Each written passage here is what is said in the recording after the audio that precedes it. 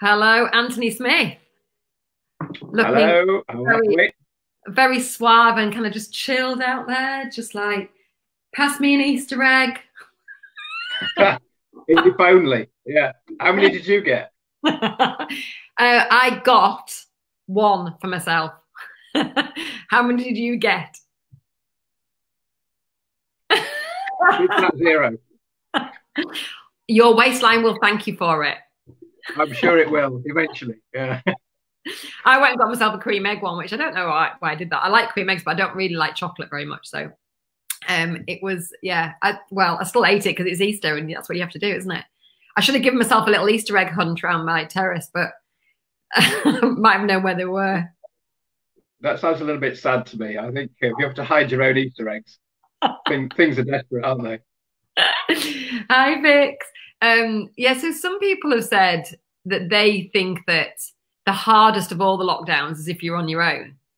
And then it kind of gets progressively harder. Like the next one down, I saw a poll yesterday. Next one down was in a lockdown with little kids, which would be Yeah. very hard. And then it was a lockdown with teenagers, and then it was a lockdown just the couple. That was the hierarchy of hardship.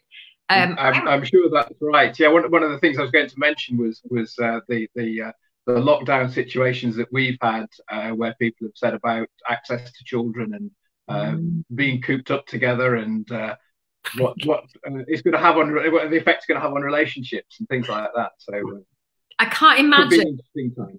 living with somebody in this situation that annoys you. Because tell you what, my dog's a bit annoying at the moment. I can't imagine living with, a partner that was driving you mad. I probably would have killed them by now, actually. I'd have to remove all sharp objects out of the kitchen. Yeah, well, my poor dogs. I'm just going to wake him up if that's all right. This is Barney. We've just met Barney. Barney's new, isn't it? Left is right and right is left. Yeah, look he's, at he's that. very sleepy. He's there he is. There we go. He's just 10 weeks old, but because of lockdown, he's managed to miss his jabs. Oh. So there we go. So he can't go out yet, which is a real shame because he needs to. Oh, but then you can teach him tricks, can't you? Petra was on yesterday. Petra Farah. He's good at tricks. Yes, yeah. Wheeling on the floor. That sort uh, Phil is on the questions, and he said, "What about business partners today? How would you feel about being cooped up with a business partner?" Yeah, I'm just glad to be on my own. I'm going to be honest. I find it a lot less stressful just to be on my own, do my own thing. You're not really on your own. You must be Zooming on and FaceTiming and all that sort of stuff all the time. I mean, we're probably busy everywhere. I'm busier than I've ever been. You're absolutely right. And I'm in communication much more than my introvert self, is happy with. Yeah. But yeah, I think it's for some of us, it's a very productive time. Obviously, we've got all our team on furlough. So Phil and I are doing, everything we can from behind the scenes. Phil's actually in the office because there's nobody, our office, it's a very rural office. There's literally nobody in any of the units. And I don't think he can, work from home with a 4-year-old and a nearly 2-year-old as effectively as he can if he just goes into the office for a few hours. So that's what he's doing. But it is very quiet everywhere. I posted some pictures this weekend of the Glebe on an Easter Sunday, historic pictures, I think. We'll never see the like. Absolutely, yeah. But you're in Ulverston, aren't you? How is it in Ulverston? Quiet. Yeah, very quiet. You can hear the birds and things like that, which you don't normally. So, much more aware of nature than before, definitely. That's very true. I was actually on, I think it was a FaceTime the other day, and somebody said to me, I can hear the birds there. And I hadn't noticed just how loud they seem when you haven't got traffic going past. Yeah, it's nice. Yeah. Ruth is saying hello as well. Ruth Power, who I think you might know as well. Hi, Ruth. We should introduce you properly. Anthony Smith is here from Progression Solicitors on lockdown at home. What is your business? How long has it been established, and how are you working at the moment? Well, Progression Solicitors have been going 15 years this year. We should be having a party in September, all being well. So we've got 5 offices. We're in Barrow, Alveston, Grange, Windermere, and Kendal. And we've got about 30 staff working for us, and we do pretty much most areas of law. There are certain things we don't do, but we're very open and honest about what we do and don't do. So it's easy to find out. And I always say, if anybody's got any legal questions, just ask me. You never know. I might be able to point in the right direction. Well, Lucy's already asked a question, so we'll definitely come on to that in a minute.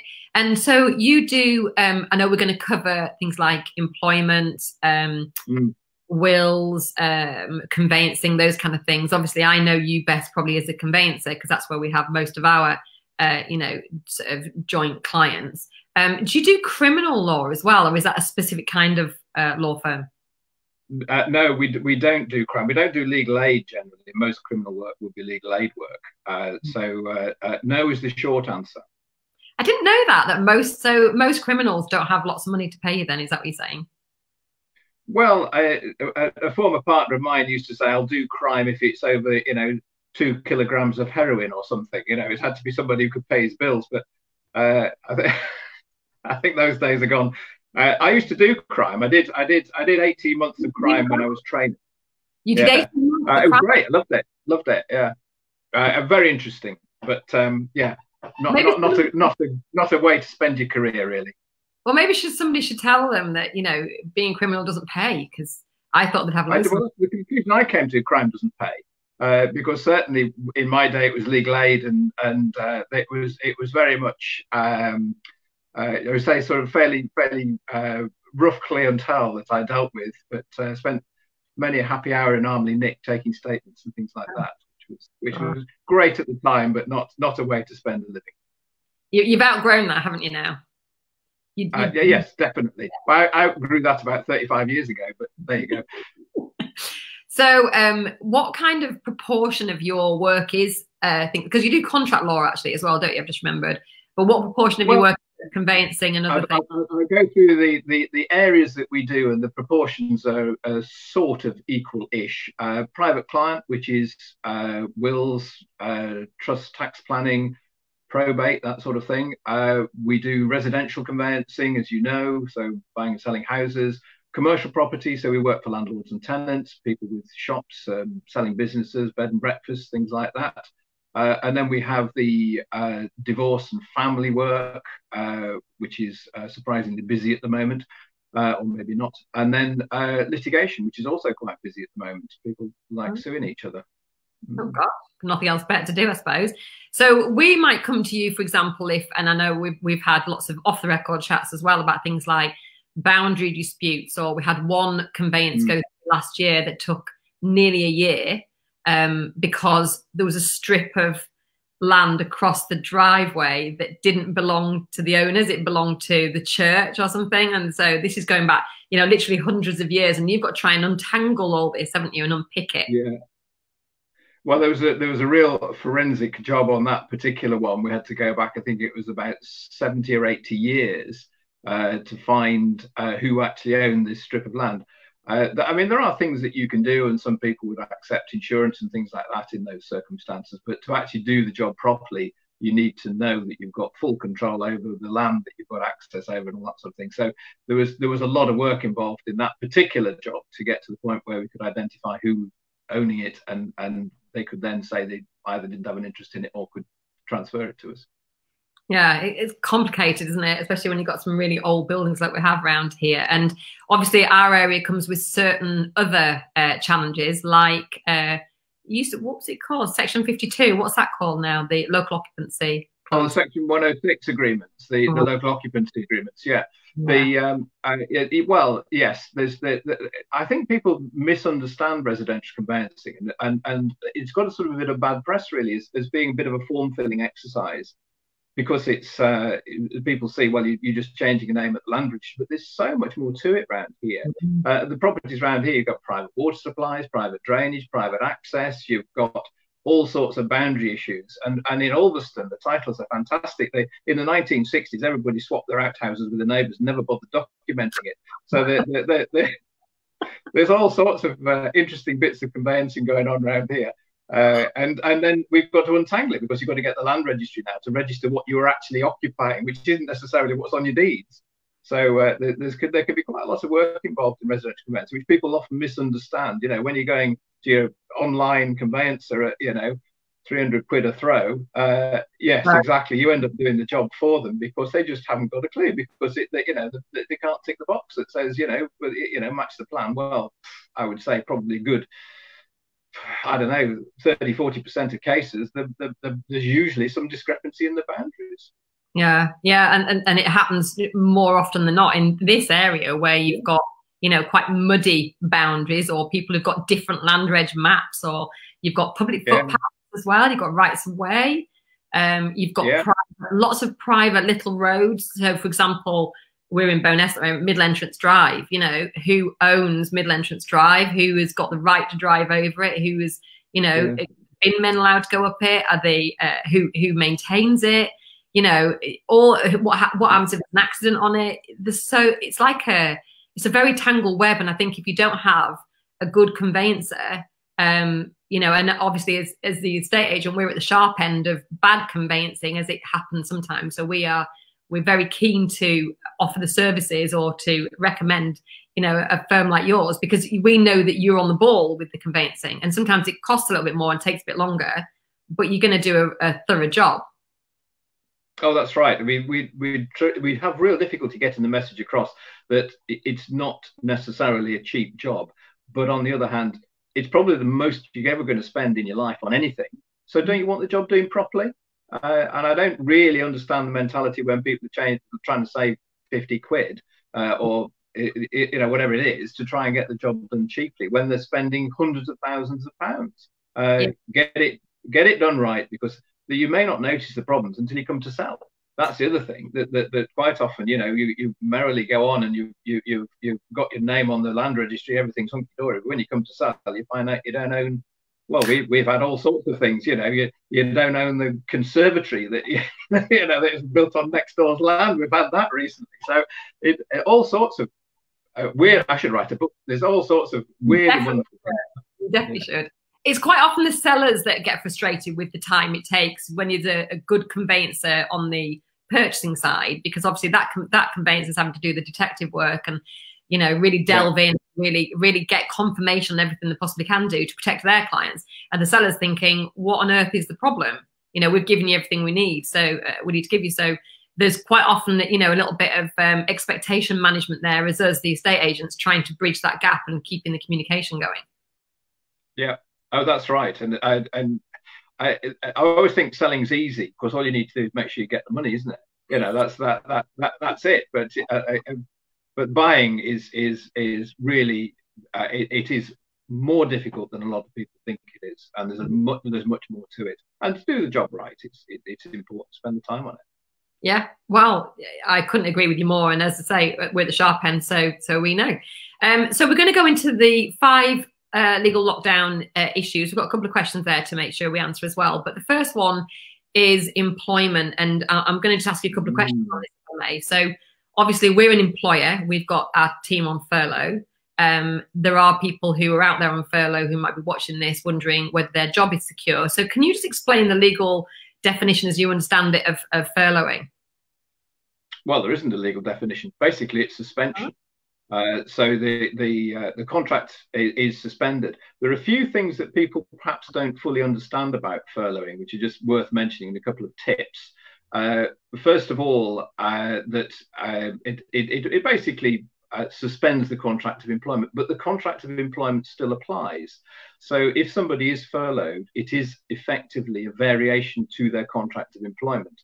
So it needs to be done in writing, that the employee should agree, unless your contracts actually allow you to suspend your staff or take leave, which not all contracts do by any means. So it's an agreed variation to the contract, which should be put in writing. The second point that's worth bearing in mind, that the minimum furlough period is 3 weeks. And we've had a few questions coming up recently where people have actually realized they've furloughed somebody and suddenly they've got a job that needs to be done by a furloughed worker. Well, provided they've been furloughed for 3 weeks, they can be brought back, and they can be refurloughed. But you've got to be careful that you make sure that you follow the process correctly. If you bring them back too soon, you won't be able to recover the furlough payments. But bear in mind that you can actually furlough and unfurlough staff, which is a useful tip. And again, we've got a little bit of advice about this on our website. Look at that. You can't partially furlough somebody, can you? You can't say, well, I've still got jobs for them. It's all or nothing. That's exactly right. So if they're furloughed, they are effectively suspended, which means they can't work for you. If they do any work for you, then you can't claim the payment, and that's anything that would be beneficial to your business. Right. So for example, I know people who have got staff on furlough, and they might ask them to check their emails because maybe the employer doesn't have access to the emails. But that is really work, isn't it? Theoretically, that's absolutely right. Yeah. But so what's if any, is there a grey area that, let's say the employee is sat at home, they're bored, they want to safeguard their job anyway for the future. Can they do some voluntary work? Can they volunteer to do a few jobs? They can volunteer for other people. There's no problem doing voluntary work elsewhere. But again, you've got to bear in mind what the contract of employment actually says, because if somebody takes paid work elsewhere, that could be a breach of their contract of employment. So they certainly shouldn't be doing it without consent. So it all comes back to what your original contract actually says with your employer who's furloughed you. So if let's say, I just had this conversation this morning actually with one of my team, a member of their family is on furlough, but he's actually gone off and sought work as a delivery driver because obviously all the supermarkets need delivery driving. Now, if his employer says that's okay, that's all right from that point of view, from a permission point of view, I'm assuming. But what about pay? And does that mean that he doesn't get then the 80%? So he can't get it twice, surely? Well, they are still working. And I think if the employer agrees that it's okay, then they can do it. Oh, so he can earn from another company and still get his 80%. So he could actually earn twice. I'm not 100% sure about that, but I think if your employer actually agrees that you can do other paid work, then you're probably all right with it. Wow, that's a surprise. Okay, that's really interesting. Anything else on furlough or any other employment situation at the moment that you just need to cover before we go on to the next point? Well, one little tip is about holidays. Bear in mind that your furloughed employees are still accruing holiday. So that they may well come back having had, a couple of months sat in the sun and then decide that they want to take another 2 weeks off paid because they've accrued the holiday whilst they've been furloughed. So that's a little one to look out for, which I think can potentially lead to a lot of grief with unfurloughed staff who've been slogging away during that period. So I think there's potential for some difficult situations when people return to work. Yeah, I can see that being the case. That's the last thing you want, isn't it? You don't want to be going back to work and then all your staff just go off on holiday. And I presume if they had holiday booked during this time, that needs rebooking then, doesn't it? Because they haven't actually taken holiday while they've been on furlough. Is that right? Well, again, you get into a situation where you'd be paying them holiday pay. So are they on holiday or are they on furlough? And it's a bit of a grey area, I think, at the moment as to how you actually deal with that. But if you can require your staff to take the holiday at a certain time, you've got to give them proper notice to do it. But you've got to be careful that you follow the process so that if you come back to work after the furlough period's finished and there isn't anything for them to do, provided you give them proper notice, you can require your staff to take some holiday at a time to suit the employer.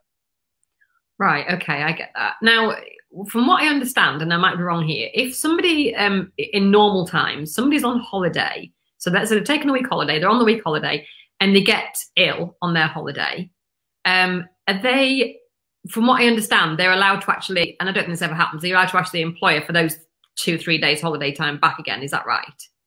There are all sorts of little oddities with the rules relating to this, and you should seek advice if you've got these sorts of situations, because there is an argument that you're only entitled to sick pay if you're sick whilst you're on furlough, which obviously is less than the furlough. So it's a very difficult one. It depends on the individual circumstances and what your contract says again. Yeah. And I think most people at the moment, I mean, most employees are rooting for their employers, and most employers are doing their best under a very bad situation. But I think that if we get disgruntled employees, I'm sure we would never get any, or nor would you, Anthony. But well, if there was a firm out there that did, that was already a bit annoyed anyway before this, then they could use this time as a, you know, a stick to beat their employers over the head with in the future with litigation, couldn't they? Is that fair to say? Oh, absolutely. I think there's going to be potentially an explosion of employment claims if the employers have not followed the rules absolutely to the letter and have not carried out the proper processes. I think there could be an explosion of employment claims after this is over if people don't treat their employees fairly, frankly. Yeah, and I think that is something to think about, you know, in normal times, because a disgruntled employee can very easily be the person who does find all the things you haven't done for them that you should have done, and you know, you end up with a very bad situation down the line. All right, well, that's really helpful. I'll just check there's no questions about this here. Yeah, there are a few questions. I might get you to go on afterwards if that's all right, and just answer these because they don't look like directly relating to this. Yeah, okay. So the next point was about family, children, and domestic issues. This has been in the news a lot recently, hasn't it? About the threat of domestic violence and those kind of things. Well, it has. I don't want to say too much about that, other than it has been in the news. There are a lot of people in quite difficult situations, and I've learned quite a lot about the situations that people seem to be in. And I was talking to somebody who has a decent sized business down south, and he was saying that his staff actually actively wanted to come to work because they were in an abusive environment at home. So they wanted to actually they didn't want to be furloughed. They wanted to be in the office to get away from the situation they were in at home. And that is surprisingly common.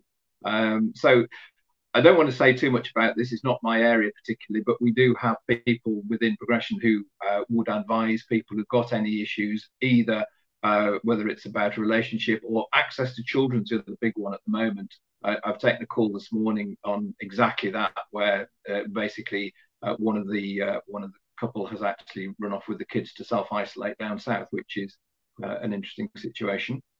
God. Yeah, so it's actually, this situation could really exacerbate an existing situation. That's what we're saying, and just make absolutely. Yeah. Mm.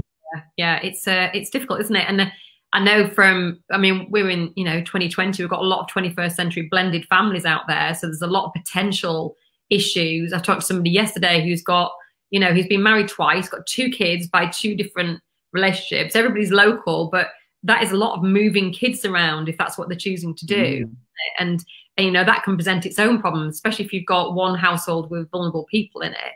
And I can see things, kicking off. I'm hearing from friends who are having arguments with their halves that they would never have had out of lockdown. It's like it's like an explosion waiting to happen, isn't it? Yeah, absolutely. I think that's certainly an area where we're seeing. I'm expecting there to be a big increase. We see an upturn in divorce after the summer holidays, after Christmas.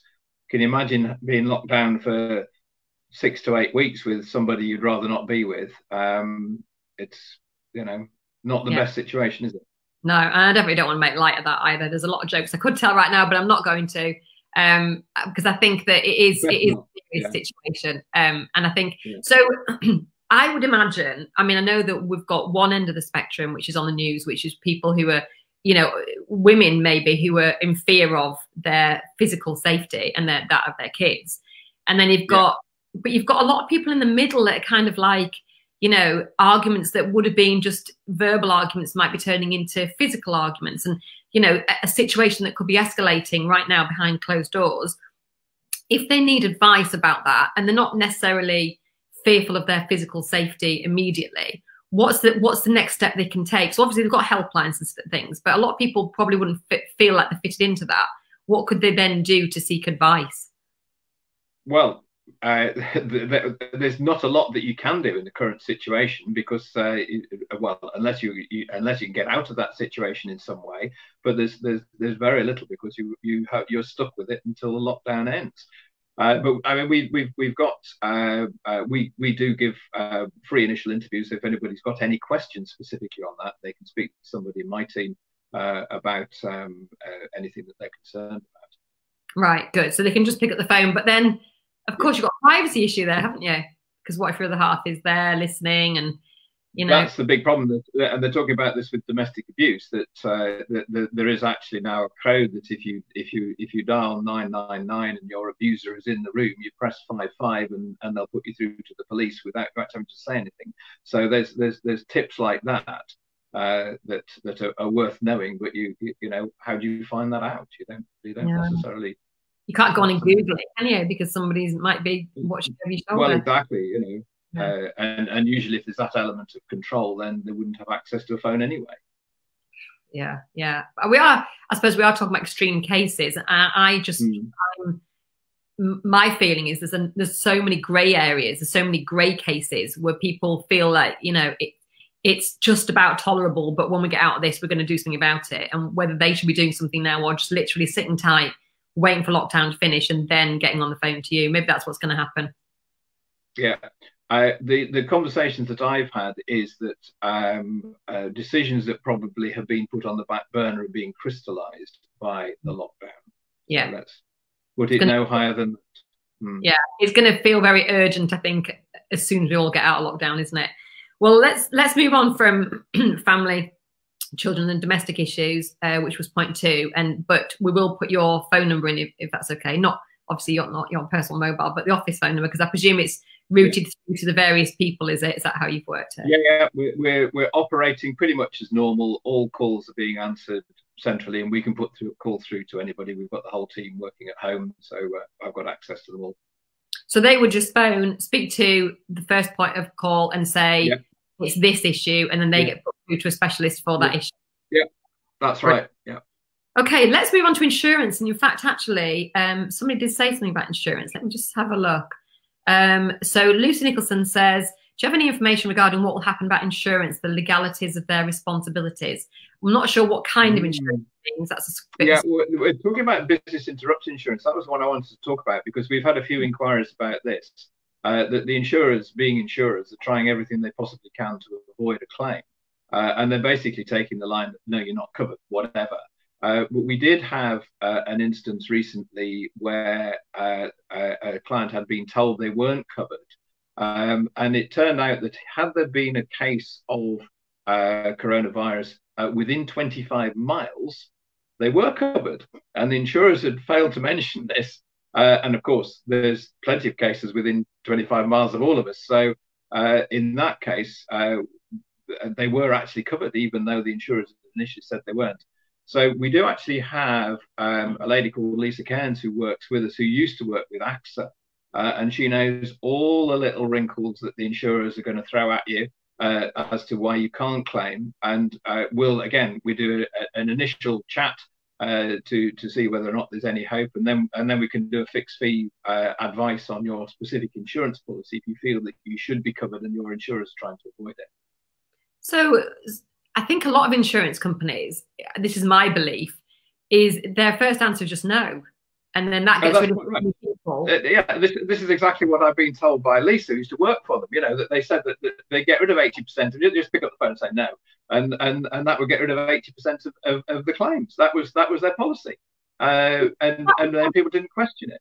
Is that because they are not legal advisors, so they're allowed to say no, which is basically a lie? Yeah, I don't know, but that seemed to be the general line, and I must say that sort of reinforces my view of insurance companies, and my experience with insurance companies is that, you know, the odds are you're going to fall between the cracks. So. And that certainly seems to be borne out by the way that they conduct themselves, which is, you know, the clause. You may not have direct knowledge of this, but the clause that mentioned the coronavirus within 25 miles, obviously it didn't mention coronavirus, I'm assuming, in the policy. No. So, I don't know the exact detail of that one, but that was the upshot of it, and they would potentially be able to make a claim. Because the clause was not as clear cut as the insurers like to think it was, and they were not able to necessarily avoid a claim as they thought they could. Do you foresee if insurance companies are forced to pay up, do you foresee a lot of insurance companies getting into financial difficulties because there's going to be some huge claims? I think it's unlikely. Okay. There's been many instances in the past where there have been massive claims from natural disasters and what have you, and they're pretty well funded. Okay, good to know. So get claiming and get pushing and get progression on the case. So is there anything else you want to say about insurance before we move on? Oh, I had a question about insurance. If our cars are sat there and they're not being used, I'm looking at my car now, can you pause your insurance? How does that work? Do you know? You'd have to cancel your insurance and start again, but then you're not insured, are you? So if it gets stolen, so you do need a certain basic level of insurance, and actually the cost of cancelling and restarting will probably be greater than I mean, you can ask the question. I've not heard of anybody being able to pause, but it's just some people. It's your choice. Yeah, for various things at the moment that they're not using. So it might be, insurance to cover their staff, whatever that kind of insurance is, and public liability if they're closed. Does that matter at the moment? And there's all these big insurances, and they could all add up. Is there any point in pausing them? Can you insurance pause it, or do they have to cancel it and restart? I've not heard of that. And I think it's got to be a case of, if you're covered, you're covered. If you're not, you're not. So I don't see that you would want to pause most insurances, because there's always something that might turn up, particularly with cars, things like that. So I would advise against it. If it goes on for months and months, then maybe, but or possibly look into cancelling if it's but then you'd have to reinsure. You might not get it on the same terms. A question about, and I'm putting you on the spot here, so if you don't know, do say. I know you will. Life insurance. Let's say that you had been reckless and somehow you'd caught corona because you'd been reckless. I'm thinking of all those idiots that are going around licking toilets and door handles and that kind of stuff. I'm not saying that in particular, but let's say you had been reckless in some way that caused you to contract corona, you died from it. Would the insurance company pay out, or would they look at your actions during lockdown? Could they even do that? That's quite an interesting one. I think they probably would try and look at your actions, but I mean, policies don't cover suicide and things like that. So I mean, if you had to take the view that they were negligent or reckless to that extent, then I dare say the insurers would have a go at not paying out. Yeah, it's interesting, isn't it? Or even frontline workers that, well, I suppose that's going to be the case, whatever, isn't it? But yeah, sorry, that was just a horrible thought I had. Let's move on quickly. In fact, let's move on to wills. That's even worse. Oh, it gets gloomier, yes. Wills is an interesting one, because obviously a lot of people have been thinking about their mortality in the current situation. The difficulties that we've got is witnessing documents, because you've got to have two people present at the same time as the testator to witness a will. So there have been real issues over that. We have got a way around it, and we are providing a service to witness wills for people who are critically ill. So people who are at imminent risk, but are still able to sign a document, then we can actually provide a witnessing service, which we've actually done through a window, basically. But we've got all the issues of handling contaminated documents. So you've got to have sterilisation and gloves and all sorts of things like that. So it's not straightforward, but it is something that we can do if the circumstances are desperate to do it. The other thing is that we've actually been doing free wills for frontline NHS workers, and they don't have a problem with witnesses because they're in hospitals working with colleagues. So that's not been so much of an issue. Yeah, I can see that. Yeah. You're witnessing digitally via a video link. No, you can't do that with wills. They've got to be present. Got to actually be with you. That's really interesting, isn't it? Yeah. Okay. I suppose. Yeah. So just to take us through the legalities of that. So let's say I wrote a will now and I didn't get it witnessed. Is there anything I can do to make sure that will is adhered to when I die? or does that go to probate? Does it go to court? What happens in that case? Well, if it's not validly executed and witnessed, then it's invalid. It's not a valid document, so it would never get as far as going to probate. You can ratify a will, that just means going through the same witnessing formalities that you should have done in the first place. So that can be done afterwards. Yeah, I didn't know that actually. I didn't know that. I thought you could just kind of write a will and then somebody would find it and act upon your wishes in it. But actually, if it's not being witnessed by two people in the presence of the... That's absolutely right. And I often argue that we shouldn't do wills at all, because we make far more money out of contesting the badly drawn wills than we ever do by making a will properly in the first place. So if you don't want your inheritance to be spent by Anthony Smith, you need to get him in first to get your will done properly. Yeah, well, you'll be glad to hear it's not me. It's one of my colleagues who would certainly make sure that it was done properly. Yes. Okay, yeah, that's definitely worth it. What does very broad question, but what does a will cost? I have no idea. Any idea what you charge? Yeah, we have a fixed scale. It depends on the complexity, but we start at about 220 plus VAT for a single will, £300 for a couple. Yeah. So it's not a lot of money, again, when you're looking at what you're actually achieving, and actually the money that you can save. I mean, I am being slightly facetious when I say, but the cost of litigating over a will, which you do see now, where people are, somebody's been missed out and they think they shouldn't have been, or a will's been made incorrectly at the last minute or changed at the last minute, and you end up in litigation. That can be horrendously expensive. I can imagine. And do you advise on things like inheritance tax implications and all those kind of things? Yes. Yeah, we do. We've got a specialist team who deal with inheritance tax and trust work. So there's anything that, any advice that you want, and quite often work hand in hand with accountants or financial advisors with that sort of thing, to make sure that there's a proper understanding of all the affairs of an individual, and that everything meshes together. So if you've got a business, for instance, or farmers, that whatever's happening through a farming partnership or a shareholders agreement is also reflected in the will, and there isn't a conflict. Yeah, that it did occur to Phil one memorable day. This is my business partner, for those of you who don't know, because he's my son-in-law. So he's married to my daughter Molly, and we haven't done wills. We definitely need to do them. But let's say in theory, my half of the business was going to be passed down to my 3 kids equally, and his half of the business was going to be passed down to his wife. So his wife, my daughter, is going to end up with being a major shareholder of the business, and she's the last person that should be running Ashdown Jones by her own admission. So I think that, planning for, honestly, if me and him went out in a car and something happened to both of us, it would be a disaster. But planning for all eventualities, so that everybody knows what would happen in the event of, because the last thing that they want to be doing is trying to untangle a business situation when they're grieving for somebody in the family, So actually, if there's a step-by-step that is laid out in a will, that's surely going to be, that's helping your family after you've gone, isn't it? Yeah, and also you need a shareholders agreement to deal with it from the business end as well, so that you know what's going to happen if that happens.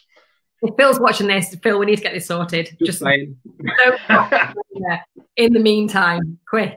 Okay, let's move on to the last one, which is moving house. So I've got an understanding about it as well. We can have a chat about exactly what the implication is. So let's just look at the various situations. At the moment, what we're saying is, if you're not already on the market, even if all the photographs and everything are ready, we're suggesting they don't go on the market. That's more of a commercial strategy reason, because it just doesn't make any sense to go on the market now and lose the impact that usually you get as a launch onto the market, onto Rightmove, etc. So if they're not on the market, we're suggesting they don't go on the market. If they are on the market, we suggest they don't withdraw. And we've actually had sales going through, as far as we can do, from viewings weeks ago that are still going through now. But how do you understand what sort of that scenario is? Let's say they're on the market, they're under offer. What's the obstacles they're going to face now under lockdown? Well, there are a number of problems that have arisen. The first one to really manifest itself was removals. The removal companies, of course, for social distancing reasons, couldn't work. So that was the first problem that we had. I think was when people had actually exchanged contracts ready to complete, and then removal companies said, "Yeah, sorry, can't do it." So that now a historic problem. We're seeing more problems now with things like mortgage offers, questions as to whether or not mortgage offers are going to remain valid, because some of them only last for a couple of months or 3 months. So they may have expired by the time that the transaction comes back. We've seen the majority, I would say, of our transactions are in abeyance. So they've just been put on hold until things improve, rather than people saying, no, I'm not going to buy. And there's a lot of speculation about what's going to happen to the market generally. There seems to be, a view that there's going to be a massive crash and a recession, and it's all doom and gloom. But on the other hand, Knight Frank came out with a report saying might lose 3% this year, but it'll gain 4% next year. So it's not my job, in my opinion, to speculate about what the market's going to do. And I'm not sure that most people who are moving home should be making a decision based on what they think the market's going to do. But I think the next year or so is going to be quite challenging. We've got other problems as well with the conveyancing process, in that local authorities have closed down, so you can't get local authority searches done. Just explain what a search is for those people who don't know what a search is. If you're buying a house, you would be required to do a certain number of searches with the local authority, with water and drainage, potentially environmental searches, and they are dependent on third-party information. Now, a lot of this information is available online. You can do the environmental search, you can do the water and drainage searches still pretty much online, but the local authority do actually require access to local authority records. And if the local authority is closed down because of the social distancing, then you can't get that information. Having said that, there are products that are now coming available, which are a combination of historic data and insurance, which do allow you, and I believe they are now acceptable to to lenders as well, that would allow a transaction to proceed with the available data, even if it's not bang up to date. But there are all sorts of potential problems with land registries closed down. Getting information is much more difficult and slower than it was a month ago. So you and I had a conversation a week or so ago when I asked you very specific questions. We've got a very specific situation where we've got somebody buying a house, and the previous purchaser had only just pulled out not even a month ago. And I said to you, how long do searches last? Which I didn't know the answer to, because it isn't normally an issue. But actually you gave me some really interesting information about that, didn't you? Well, they've got to be less than 3 months old at the date that you exchange contracts, is the basic rule. Most lenders would accept some insurance if it was slightly out of date, and sometimes they'll accept them up to a year old with insurance to cover the lender, only cover the lender, in the event that something was revealed by the search that materially adversely affected the value of the property. So the search belongs to the house. It doesn't belong to the purchaser, which is how I understood it. I thought it was a bit like a survey, that, especially if you're getting a mortgage, that every survey has got to be linked to the purchaser and the lender, hasn't it? The information relates to the property, and it's not unusual for a previous buyer of a property to sell their searches to a subsequent buyer. It used to happen a lot more than it does now, because searches used to take a lot longer, but now they take 10 days. So there's not usually a reason to buy the old searches, but in the current situation, there might be a reason to buy them. So we've got some sales going through, as I say, from viewings a little while ago, and at the moment we're not meeting any hitches until the move itself, which I'll come on to. But just what you said about the lenders, that the lenders' offers can expire, because usually it's a month-long offer, isn't it, from a lender? A lot of our... Yeah, 3 months, I would say, probably more normal. Oh, is it? Okay. Yeah. Right, okay. I don't get to see those normally, but also probably 95 or even more % of our buyers are cash buyers. We only sell unique homes, as you know, and most of those people are financially robust in other ways. So they don't normally require a mortgage to buy, but sometimes they get a discretionary mortgage. What I've heard is that a lender can pull a mortgage offer, even if it's still valid, if the situation of the, the borrower significantly changes. And of course, being on furlough is a significant change, isn't it? Well, that's right. I think you're potentially under a duty to notify the lender if your circumstances do change during the offer period. So if you lose your job, you've got an offer on the basis of an employment that you don't have anymore, then I think you'd be under a duty to disclose that. So if you don't disclose it, you're potentially in trouble anyway.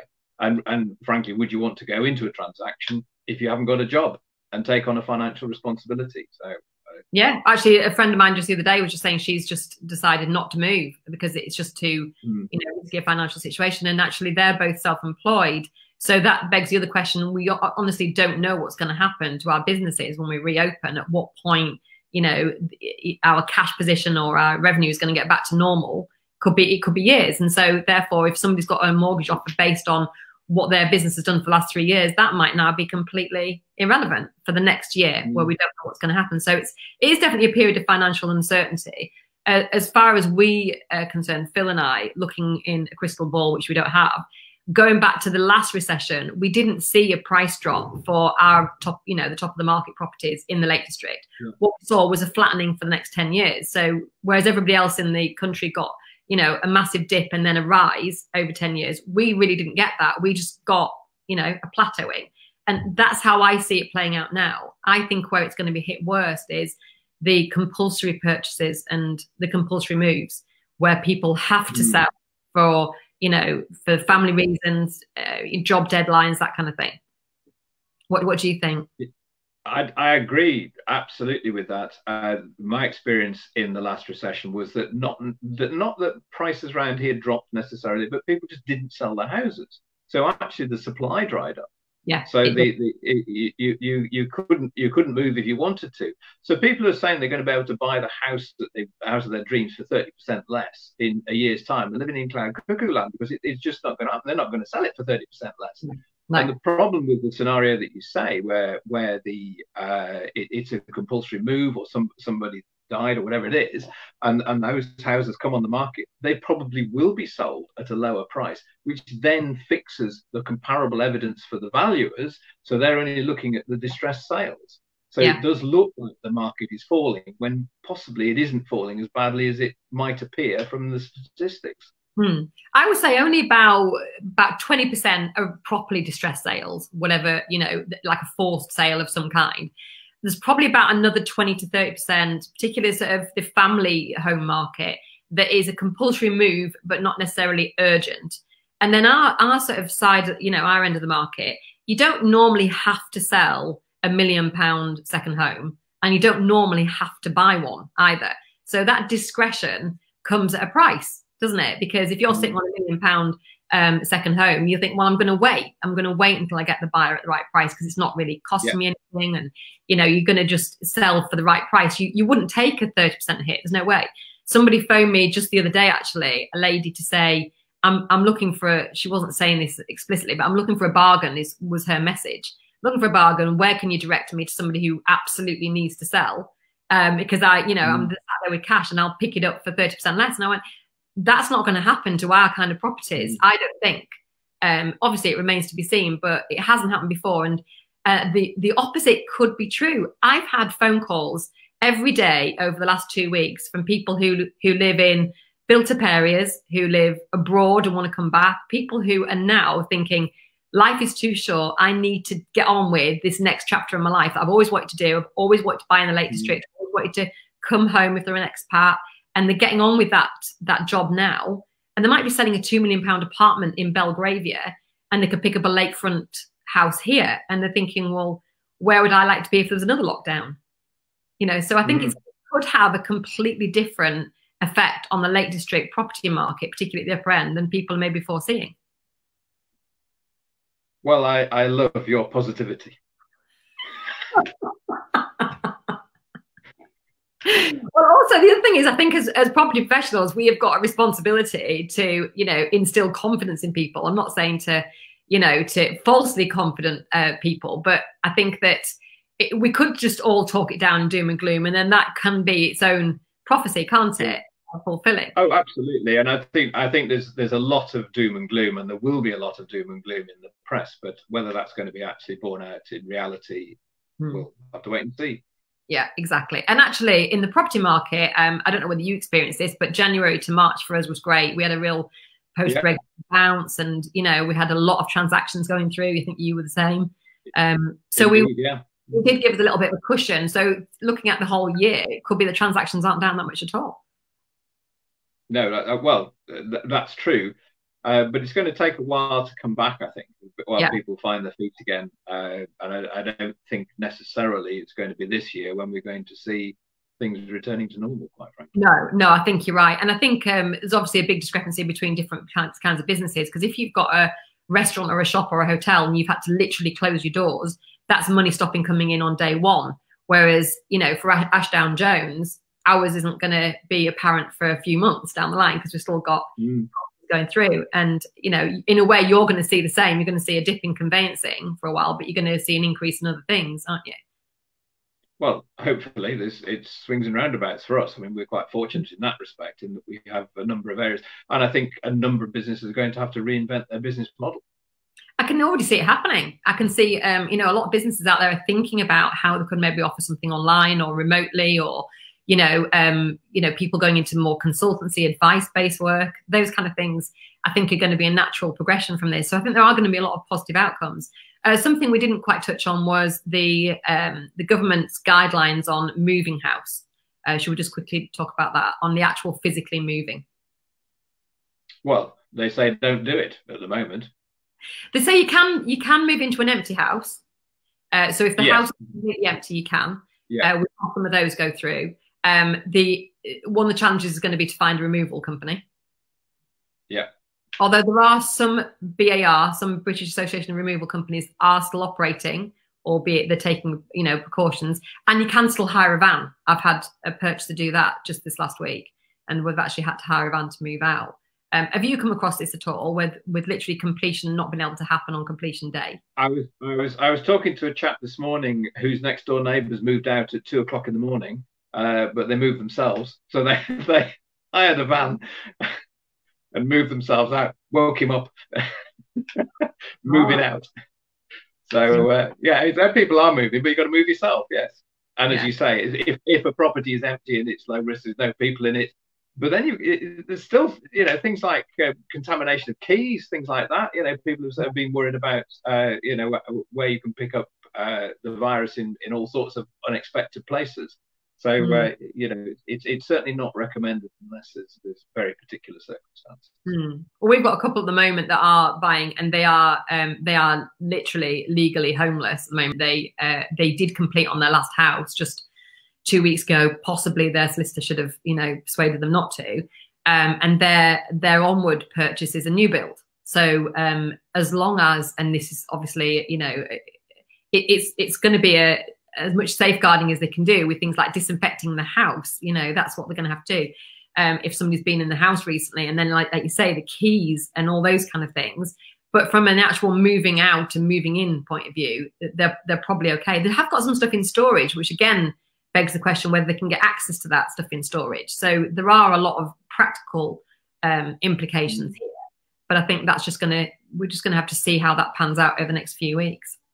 Do you have a crystal ball, Anthony, and a lockdown crystal ball? Do you have any ideas or opinions about when this might end?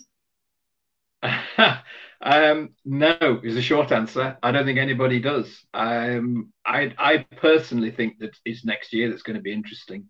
There's going to be a lot of short-term grief, but also the help that's being put in place at the moment is fine. But it deals with the immediate problem. It doesn't necessarily deal with the long-term cash flow implications and business implications that are going to be as a result of this. And I just worry that some people are being lulled into a bit of a false sense of security by not having to pay their VAT immediately or whatever it might be. Still got to pay it. If you borrow money, you've still got to pay it back. And it's when that hits that is going to be an interesting time. Yeah, and all these loans everybody's getting as well. And then, of course, the government itself is causing itself to be very short of money over the next few years, and we, the taxpayers, are going to have to make that up. So there's going to be a lot of financial repercussions, aren't there? At the moment, we're just thinking about a day at a time, but coming out of this, I think that we've got quite a bit ahead of us to cope with in various different ways. You did offer very kindly to, if anybody has got a legal question, they can put it to you. We've got a couple of things that you can answer in the comments here, if that's okay. But from a more private consultation, you offered a 15-minute consultation. That's right. And how would they do that? How would they get in touch? What's the best way? Well, either by email. So email me directly. That's just Anthony at progressionsolicitors.com, or ring any of our offices. Yeah. The likelihood today is I'll actually answer the phone, but there you go. Well, that's good to know. That has been a very long lockdown lesson today, but I felt that it needed it. There's a lot to go through there. We've only really brushed the surface of each of those 5 things. There's obviously, if people have got specific questions about their specific situations, they need to ask that, and put that to you directly, because there's so many nuances around all the things we've talked about. It's never going to be black and white, is it? No, that's exactly right. And it's the advice is changing all the time as well. That new government guidance is coming out all the time, and we just need to keep abreast of it. We're trying to keep the information up to date on our website at the moment. So if you go to www.progressionsolicitors.com, and in the news section, we've got a little set of articles there that are relevant, I think, and certainly touch on most of the things I've talked about today. Oh, great. Well, I'll take that link and I'll put it in the notes when I publish this. So that's really helpful. Thank you. That's brilliant. Thank you very much, Anthony, for your time today. Really appreciate it. All right. When we interrupted you today, were you actually doing any work, or were you gardening, or eating Easter eggs? What are you doing today? I'm training my dog today. You need to watch yesterday's lockdown lesson then from Petra Farrow, where she talked about exactly what you need to do with your dog during lockdown to keep them happy. Yeah, well, he seems all right at the moment. He just likes being asleep, so that's fine. Me too. All right, well, Anthony, thank you very much again. Whatever you do today, have a good day. And people can get in touch with you if they need some more help. Yeah, indeed. Thank you very much. Thank you. Thanks. Bye-bye. Bye.